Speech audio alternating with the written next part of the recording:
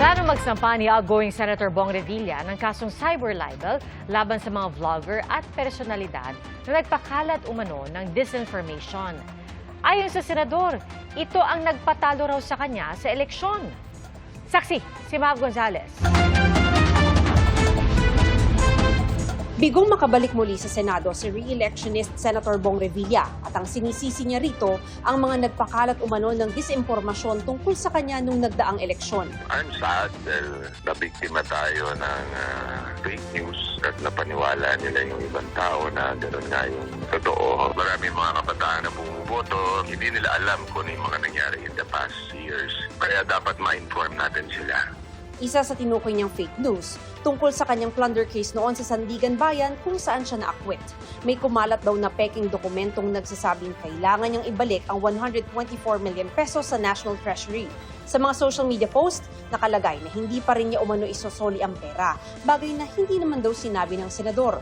Matatandaang noong 2018, inakwit ng Sandigan Bayan si Revilla, pero hinatulan namang guilty sina Janet Lim Napoles at ang aide ni Revilla na si Richard Cambe kaugnay ng pork barrel scam.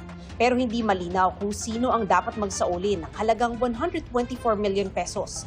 Ang giit ng kampo ni Revilla, dahil acquitted siya, wala rin siyang pananagutang sibil. Kaya balak daw ng senador na magsampa ng kasong cyber libel laban sa vloggers at iba pang personalidad sa social media at websites. Makikipagtulungan daw sila sa NBI dahil pseudonyms lang ang gamit ng ibang account. Sa aking palagay, yes, orchestrated ito. Kung anong kulay, ayoko nang alamin. Siguro that's part of politics. Kasama yan sa labanan ng eleksyon. Pero ang hindi lang maganda dito, yung fake news. Kailangan muna matrace natin mabuti. Mahirap kasi mag-speculate. Ayokong magbintang.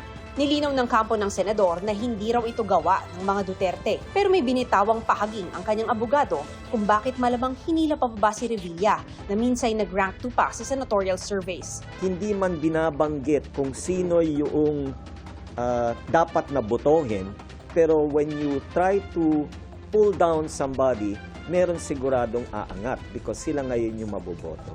Para sa GMA Integrated News, ako si Mav Gonzales, ang inyong saksi. Mga kapuso, maging una sa saksi. Mag-subscribe sa GMA Integrated News sa YouTube para sa iba't ibang balita.